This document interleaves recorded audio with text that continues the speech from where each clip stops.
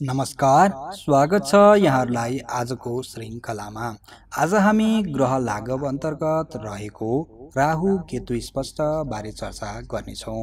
यसभन्दा अगाडिको श्रृङ्खलामा पञ्चाङ्ग निर्माणसँग रहेर हामीले पञ्चाङ्गका विभिन्न कुराहरूको बारेमा चर्चा गरिसकेका छौँ।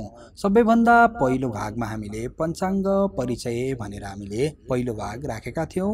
दोस्रोमा हरगण साधन गरेका थियौँ। तेस्रो भागमा सूर्य स्पष्ट, चौथोमा सूर्योदय, दिनमान, सूर्यास्त आदिका कुराहरूको बारेमा चर्चा गरेका थियौँ। त्यसैगरी पञ्चम भागमा हामीले चन्द्र स्पष्ट गर्न सिकेका थियौँ। त्यसपछि हामीले पञ्चाङ्गका अङ्गहरू तिथिको बारेमा छैटौँ भागमा, नक्षत्रको बारेमा सप्तम भागमा, त्यसैगरी योग साधनको बारेमा अष्टम र करण साधनको बारेमा नौ भागमा हामीले चर्चा गरेका थियौँ। त्यसपछि हामीले 10औं भागमा मङ्गल स्पष्ट, एकादश भागमा बुध स्पष्ट, द्वादश भागमा बृहस्पति स्पष्ट, त्रयोदश भागमा शुक्र स्पष्ट र चतुर्दश भागमा हामीले शनि स्पष्ट बारे चर्चा गरिसकेका छौँ। यदि तपाईँले ग्रह लाघवसँग सम्बन्धित उक्त भिडियो हेर्नुभएको छैन भने मेरो युट्युब च्यानल, यही युट्युब च्यानलमा गएर तपाईँहरूले त्यहाँ माथि होम भिडियो गर्दै त्यहाँनिर कोर्सेस भन्ने एउटा ट्याब देख्न सक्नुहुनेछ। त्यहाँभित्र ग्रह लाघवको आधारमा पञ्चाङ्ग निर्माण प्रक्रिया 2079 भनेर लेखेको एउटा प्लेलिस्ट देख्न सक्नुहुनेछ। त्यसको सबै भिडियो तपाईँले हेर्नुभयो भने आफैले पञ्चाङ्ग निर्माण गर्न सक्नुहुनेछ। आजको श्रृङ्खलामा यो पहिले हाम्रो अपलोड गर्न छुटेको रहेछ, पछि डिलिट भएछ। त्यसैले गर्दा मैले यो नयाँ बनाएर तपाईँहरूलाई राहु र केतुको बारेमा आजको श्रृङ्खलामा चर्चा गर्नेछु। त्यसैले गर्दा पञ्चाङ्ग निर्माणसँग सम्बन्धित ग्रह लाघवको आधारमा भिडियो तपाईँ पनि हेर्न चाहनुहुन्छ भने यसै युट्युब च्यानलमा रहेको कोर्सेसमा गएर तपाईँहरूले हेर्न सक्नुहुनेछ। त्यहाँनिर तपाईँहरूले दुईवटा कोर्सेस देख्न सक्नुहुनेछ, एउटा ग्रह लाघवको आधारमा र एउटा केतकीको आधारमा भिडियो बनाउने भनेर अहिलेसम्म राखिएको छ। केतकीको चाहिँ पुरै भिडियो छैन भने ग्रह लाघवको चाहिँ तपाईँले सबै भिडियो त्यहाँ हेर्न सक्नुहुनेछ। यी 15वटा श्रृङ्खलामा तपाईँहरूले पञ्चाङ्गसँग सम्बन्धित सबै कुराहरू लगभग जान्नुहुनेछ। यसमा तपाईँहरूले प्रथम लग्न सारिणी बनाउनको लागि, दशम लग्न सारिणी बनाउनको लागि, ग्रहहरू उदय आस्त बक्री मार्गीका ज्ञान भने मैले यो श्रृङ्खला अन्तर्गत रहेर दिएको छैन। ती कुराहरू हामी भविष्यमा चर्चा गर्न सक्नेछौँ। अहिलेको लागि हामीले पञ्चाङ्ग सम्बन्धित ग्रहहरू स्पष्ट गर्न तिथि, नक्षत्र, योग, बार, करण आदि 5वटा अङ्गहरू, सूर्योदय र सूर्यास्त आदि कुराहरू निकाल्नको लागि भने यही श्रृङ्खलाबाट तपाईँहरूले जान्न सक्नुहुनेछ। यसको भिडियोहरू तपाईँले सबै भिडियो हेर्नुभयो भने अवश्य पनि स्वयं आफै पञ्चाङ्ग निर्माण गर्न सक्ने खुबी तपाईँले विकास गर्न सक्नुहुनेछ। आउनुहोस् आजको श्रृङ्खलामा हामी मध्यम राहु र मध्यम केतुको बारेमा चर्चा गरौँ। अब ग्रह लाघवको आधारमा मध्यम राहु निकाल्नको लागि सबैभन्दा पहिले 12 राशि भनेको 360 अंश हो भनेर हामीले जान्नुपर्छ। यो भनेको 360 अंश हुन्छ। यो 12 राशि भनेको 360 अंश हुन्छ। त्यही 360 अंशबाट अहरगणलाई 19ले हामी भाग गरिदिन्छौँ। त्यो मानलाई हामी अंशादिमान भनेर मान्छौँ। त्यसैगरी अहरगणलाई 45ले भाग गरिदिन्छौँ र त्यसलाई हामी कलादिमान भनेर मान्छौँ। र यो दुईवटा अंशादिमान र कलादिमान जोडेर 12 राशिबाट घटाउँछौँ भन्नु र अथवा 12 राशिबाट अलग अलग घटाउँछौँ भन्नु एउटै हो। त्यसो गरेपछि हामीलाई अहरगण उत्पन्न राहु प्राप्त हुन्छ। अहरगण उत्पन्न राहुसँग हामीले चक्रसँग ध्रुवाङ्क गुणान गर्छौँ र घटाउँछौँ। त्यसैगरी छेपक जोडेपछि मध्यम राहु प्राप्त हुन्छ र यही मध्यम राहुलाई अहिले हामी स्पष्ट राहु भनेर यहीँ मात्रै गर्छौँ। योभन्दा अगाडिको चर्चा हामी यहाँ गर्ने छैनौँ।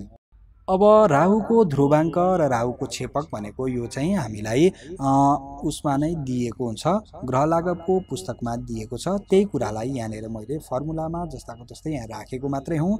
राहुको ध्रुवाङ्क भनेको 7 राशि 2 अंश 50 कला हुन्छ। राहुको छेपक भनेको 0 राशि 27 अंश र 38 विकला रहेको हुन्छ। यो कुरा तपाईहरूले ग्रह लाघवको पुस्तकबाट प्राप्त गर्न सक्नुहुनेछ, जसलाई हामी कन्स्ट्यान्ट अथवा पठित भनेर चाहिँ भन्न सक्छौँ। अब हामीले पहिलेबाट एउटा उदाहरण गर्दै आएका छौँ जुन 2079 साल माघ शुक्ल द्वादशी तिथि बिहिबारको लागि भनेर हामीले गरेका थियौँ, जुन भनेको माघको 19 गते हुन्छ, जसको लागि हामीले अहरगण 1942 निकालेका थियौँ र चक्र 45 भनेर निकालेका थियौँ। त्यसकै आधारमा आजको श्रृङ्खला हामी यहाँनिर गर्नेछौँ। अब यहाँनिर सबैभन्दा पहिला अहरगणलाई 19 ले भाग गर भनेको छ। हाम्रो अहरगण भनेको 1942 भयो। 19 र 42 भनेको यसलाई हामी 19 ले नै के गर्छौँ त 29 42 भयो, यो 42 भयो। यसलाई हामीले भाग गर्दाखेरि कति प्राप्त हुन्छ त भन्दा 154 हामीले प्राप्त गर्छौँ। 154 अंश 50 कला र 31.58 विकला हामीले प्राप्त गर्छौँ। त्यसै गरी अहरगणलाई हामी 45 ले भाग गर्ने हो भने जुन भनेको 29 42 जुन 42 छ त्यसलाई हामी 45 ले भाग गर्छौँ र फेरि 60 ले भाग गऱ्यौँ भने फेरि यो पनि अंशादी मानमा नै जान्छ। त्यसैले गर्दा अंशादी मानमा नै हामीले परिवर्तन गर्दा 1 अंश 5 कला र 22.67 विकला प्राप्त गर्छौँ। अब यो दुईवटालाई चाहिँ पहिला हामी जोडौँ र 12 राशिबाट हामी फेरि घटाउँला। त्यसो गर्दा हामीले 155 अंश 55 कला र 54.25 विकला हामीले प्राप्त गऱ्यौँ, जसलाई हामीले 360 अंशबाट घटाउने भनेका छौँ। त्यसो गरेपछि हामीले अहरगणोत्पन्न राहु प्राप्त गर्छौँ। त्यसैले गर्दा 360 अंश भनेको 12 राशि 0 कला 0 विकलाबाट 155 अंश 55 कला र 54.25 यो तपाईँले लेखेर घटाउन सक्नुहुनेछ। यसरी हामीले हो भने यतापट्टि 5.75 विकला प्राप्त भयो र यता 4 कला प्राप्त भयो र अगाडि भनेको 204 अंश प्राप्त भयो। यो चाहिँ हाम्रो अहरगणोत्पन्न हामीले प्राप्त गर्यौँ। हाम्रो चक्र भनेको 45 छ। अब के भनेको छ 45 सँग 7 राशि 2 अंश 50 कलाको गुणन गर्ने भनेको छ। 7 राशि भनेको एक राशिमा 30 अंश हुन्छ, त्यसैले 7 राशि भनेको 7 त्यहाँ 21 210 अंश हुने भयो। 210 अंशमा 2 अंश फेरि हामीले 212 अंश हुने भयो। 212 अंश 50 कला हुने भयो। यसलाई हामीले 45 ले गुणन गऱ्यौँ भनेदेखि हामीले कति प्राप्त गर्छौँ त? अब यो 360 भन्दा धेरै ठुलो आउँछ। यसमा 26 वटा हामीले 360 पनि घटाइदिन्छौँ। त्यसो गर्दा हामीले 217 अंश 30 कला प्राप्त गर्छौँ। यसमा हामीले 360 कतिवटा त भन्दा 26 वटा 360 चाहिँ हामीले घटाएका छौँ भन्ने कुरा बुझ्नुपर्ने हुन्छ। यो चक्रसँग हामीले ध्रुवाङ्क गुणन गर्दा हामीले प्राप्त गर्यौँ। त्यसलाई हाम्रो सूत्रले के गर्छ घटा भनेको छ। अब 204 बाट 217 त हाम्रो घट्दैन, त्यसैले हामीलाई चाहिँदा 360 हामी जोड्न सक्छौँ र 360 भन्दा बढी हुँदा यहाँनिर जसरी 360 हामीले 26 वटा घटायौँ त्यसरी हामी घटाउन सक्छौँ। त्यसैले गर्दा यो 204 सँग हामी 360 के गर्छौँ त जोड्छौँ। पहिला 360 सँग 204 जोड्छौँ र 217 अंश र 30 कला हामी के गर्छौँ त घटाउँछौँ। यसो गर्दाखेरि हामीले 346 अंश 34 कला र 5.75 विकला जुन यो माथि छ त्यही तपाईँहरूले प्राप्त गर्न सक्नुहुनेछ। यो भनेको यहाँसम्मको हामीले हिसाब भयो।